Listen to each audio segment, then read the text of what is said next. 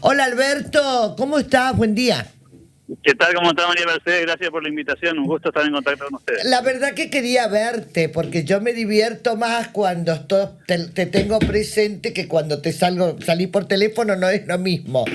Me hubiera Eh, encantado. No faltará oportunidad seguramente. claro que sí. Alberto, bueno, vamos a leer un poco los libertarios, lo de la Libertad Avanza, mejor dicho, en el Chaco y en algunas otras provincias y anoche en Cava. ¿Qué lectura haces, Alberto?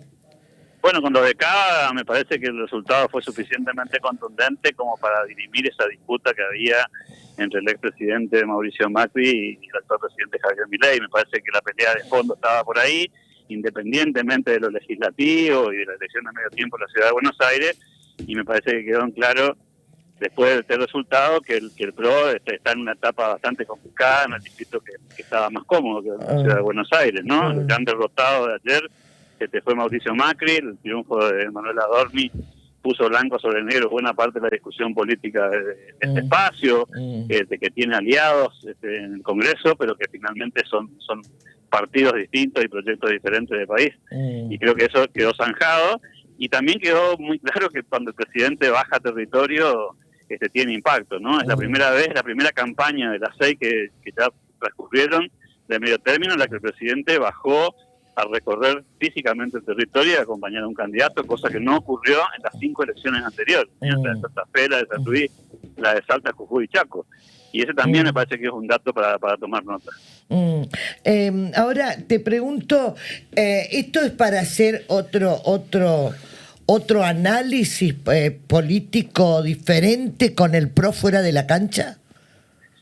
A ver, yo creo que lo que el gobierno nacional está planteando es algo que es novedoso en política, que los acuerdos no son entre partidos, sino entre dirigentes. Y ayer se dijo esto con mucha claridad conceptual, ¿no?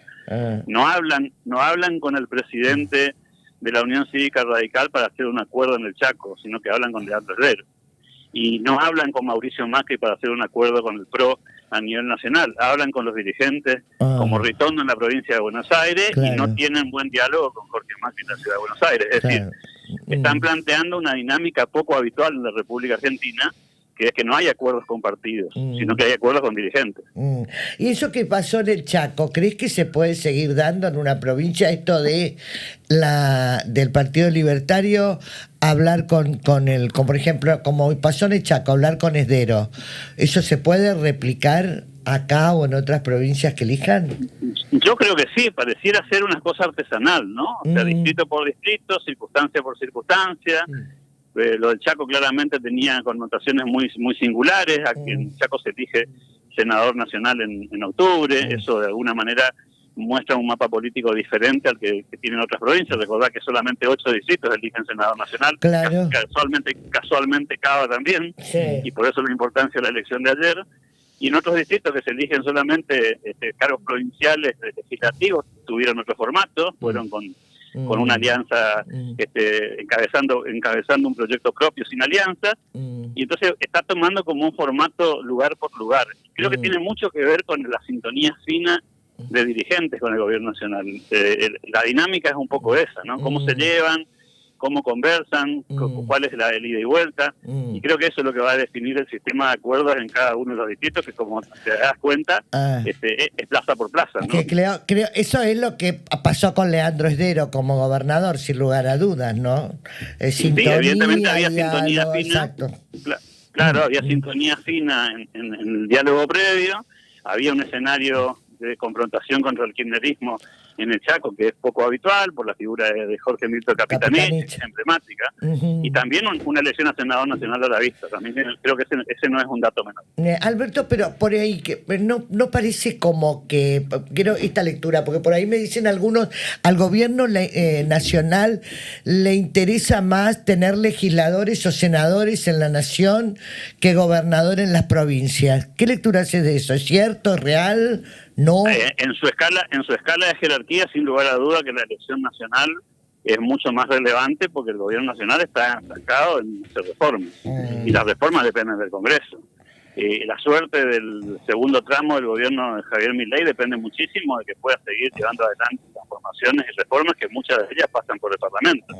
Y si no tienen un número considerable de diputados y de senadores, será muy cuesta arriba conseguir las mayorías con todo lo que ya se vivió hasta acá. Ahora, no sabemos cómo va a ser el formato de las elecciones de gobernadores, porque solamente hay 2 elecciones de gobernadores en el país este año. Claro, ¿no? 2.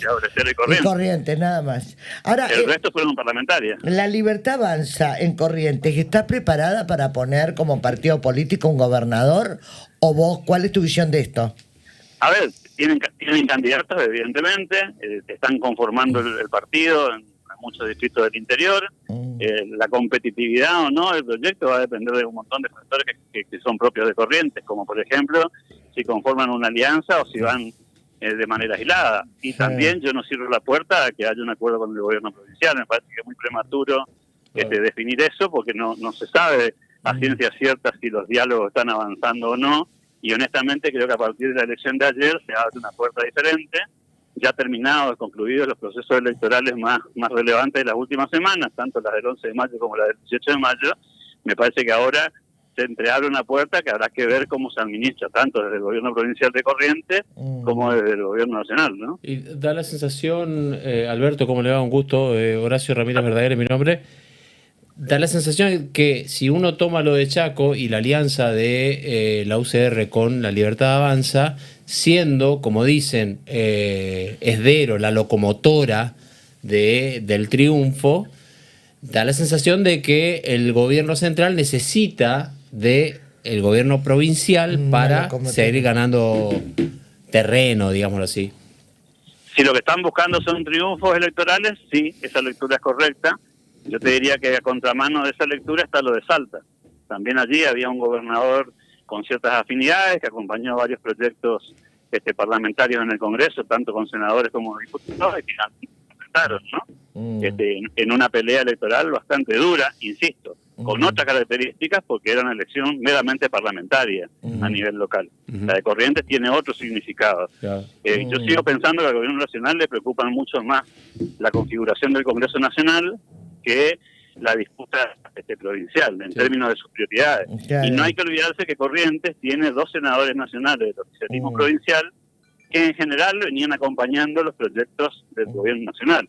Y en alguna que otra votación hubo quizás discrepancias, pero si lo miramos en términos generales, en la inmensa mayoría de las oportunidades, el gobierno provincial de Corrientes, a través de sus senadores nacionales, acompañó el proceso. Y la pregunta sería si está dispuesto el gobierno nacional a tomar esos riesgos, y si también el gobierno provincial entiende que esa alianza se sostiene en el tiempo y puede tomarse una pausa para la elección local, o si una ruptura de esa naturaleza significaría comprometer los 2 senadores en la discusión del Congreso. ¿Usted cree que esas votaciones del gobierno provincial están en la negociación hoy?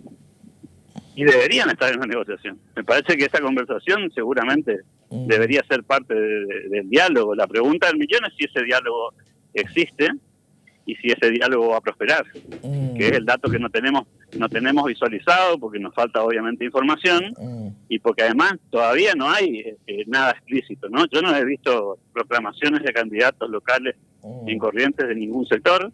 Lo escuchaba recién al senador René González. Efectivamente no hay fecha electoral, no hay cierre de alianzas. Digo, todavía estamos en la etapa de las especulaciones y de los intríngulis sin tener demasiado claro el escenario. No sabemos si vamos a tener 3 frentes, 5 frentes, partidos sueltos. Digo, falta demasiada información en el medio, y yo entiendo que el gobierno nacional y el gobierno provincial de Corrientes deberían estar conversando sobre esta cuestión para definir si hay posibilidad de un acuerdo o si directamente hay que ir a un combate electoral, ¿no? Ahora, las redes sociales empiezan a jugar un rol importante. Alberto, quiero saber tu opinión con respecto a esto. En la campaña política, obviamente, hacen videíto, hacen mierda a uno, destrozan al otro, levantan a uno, levantan a otro. ¿Vos crees que las redes sociales inciden fuertemente en una decisión electoral a la hora de levantar o embarrar o ensuciar a la gente? Yo creo que las redes sociales hoy son protagonistas. Fíjate inclusive que los mismos medios tradicionales los históricos medios tradicionales también dan el combate en las redes sociales. Sí. Es decir, cuando uno dirime acá la cuestión de si son medios tradicionales, como la radio, la televisión o el papel, también hay que decir que todos esos medios tradicionales juegan su disputa en las redes sociales también, y entonces se da toda la discusión política ahí, ¿no? Y creo que sí, efectivamente tiene mucho peso, sobre todo cuando vos mirás el padrón electoral y te das cuenta que el 50% del padrón son personas de menos de 40 años, que habitualmente no se vinculan con los medios históricos como el diario de papel. Claro. Inclusive se alejan hasta de la televisión, se enteran de lo que pasa en la televisión en las redes sociales. Se enteran de lo que pasa en la radio más que porque lo escuchan en vivo, porque lo escuchan después offline, o eventualmente los retazos que se rescatan de la discusión en los medios tradicionales. Entonces sí creo que las redes pesan y mucho, que no hay que minimizar. Después de lo de ayer creo que esto tomó mucho más relieve. Tampoco es cierto que solamente con las redes alcance, ¿no? Hay que tener candidatos, hay que tener jugadores de volumen. De volumen, de peso, sin lugar a dudas. Y esto también es clave. A ver, ¿a qué atribuís la poca cantidad de gente a la hora de ir a votar? No solo en Cava, porque también pasó en Salta, y también pasó en el Chaco, y también pasó en Jujuy, que empieza la gente a tener una apatía hacia la dirigencia política, o está repodrida también de las elecciones. El famoso hartazgo no se terminó con la llegada de Javier Milei al gobierno. El hartazgo con la política es transversal, y las elecciones legislativas, no te olvides que estas elecciones de medio término tienen un componente negativo muy fuerte, que es el desprecio de la gente por los puestos legislativos. La gente, vos le decís diputado, le decís senador, y lamentablemente no es una buena palabra. Tiene una connotación negativa a las legislaturas en general, ¿no? Son un ámbito de la política, digamos, de lo más negativo que la gente percibe. O sea, ya de por sí hay un rechazo a la política, a lo legislativo mucho más, y además que la gente no necesariamente conecta el resultado electoral con lo que le va a pasar en su vida personal. Es decir, no es que el Congreso le va a cambiar la vida, aunque de hecho se la cambia, ¿no? Lo que pasa, Alberto, dejame un punto ahí que quiero, disculpa que te interrumpa. En Cava particularmente se nacionalizó.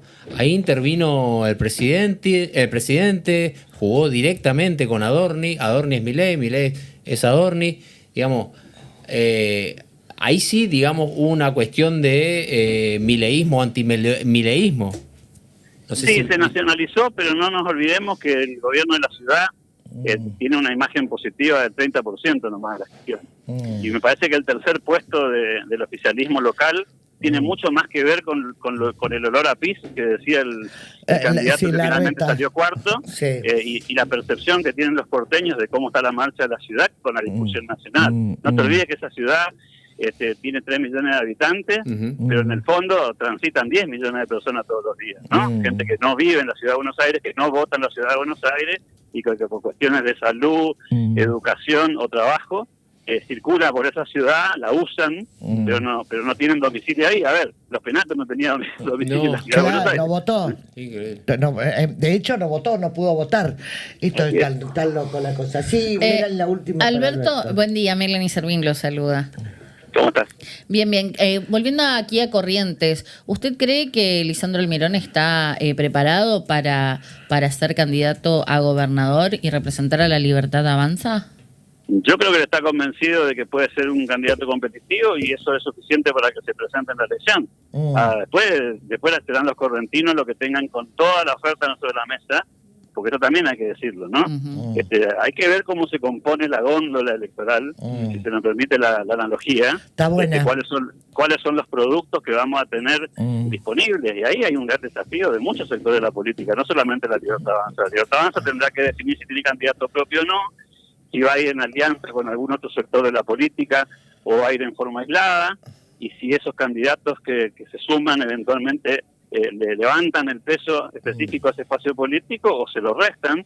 Y el gobierno provincial también tiene un desafío gigantesco ahí. O sea, ¿qué va a ofrecerle a la ciudadanía? No solamente en términos de candidatura, sino también de discurso. Porque yo creo que ahí se está minimizando una cuestión que en Argentina tiene cada vez más volumen, y en la política mundial también, que es el contenido de la discusión política. Esto no se trata solamente de candidaturas, se trata también de modelos. En el Chaco se dirimieron 2 modelos de provincia. En Jujuy se dirimieron 2 modelos de provincia. En Salta pasó lo mismo. Digo, hay Claro. que ver qué tipo de provincia querés Y qué le vas a ganar- ofrecer qué le vas a ofrecer a la ciudadanía. Y No la- solamente en las caritas, digo, ¿no? en la- Sino también en los proyectos. En todas esas provincias que ya nombraste y en el Chaco también, ganan los gobernadores, tienen peso propio los gobernadores, ¿no? Y adosan a la Libertad Avanza. Así que también el peso propio de, bueno, Salta, Esdero, hay que también tener en cuenta. Las alianzas son muy importantes, ¿no? Hoy Yo le doy mucha fuerza al tema ¿no? Al tema de las candidaturas y al peso específico. Fíjense en la ciudad de Buenos Aires, había 3 candidatos en las listas más importantes, 4 Claro. me animaría a decir, que eran todos de una liga, si se quiere, superior, si se me permite el término. No le quiero bajar el precio a la legislatura porteña, pero no deja de ser un Claro. consejo deliberante de una ciudad grande, ¿no? Obvio, Y, sí, señor. y finalmente estuvo Silvia Lofenato, que es senadora nacional, estuvo Santoro, que es Santoro. diputado nacional, Adorni, que es vocero, y Horacio Rodríguez Larreta, que fue jefe de gobierno de la ciudad y casi candidato a presidente. Digo, había gente de mucho volumen en las listas, y eso demuestra la importancia de los candidatos. Digo, si no hubieran ido con cualquier candidato, y eso no pasó. Claro, claro. Alberto, un placer, gracias, te mando un abrazo. Un saludo enorme para todo el equipo. Gracias. Ahí está Alberto Medina Méndez, hablando, él es consultor, también hablando un poco del resultado de las elecciones de la jornada de ayer.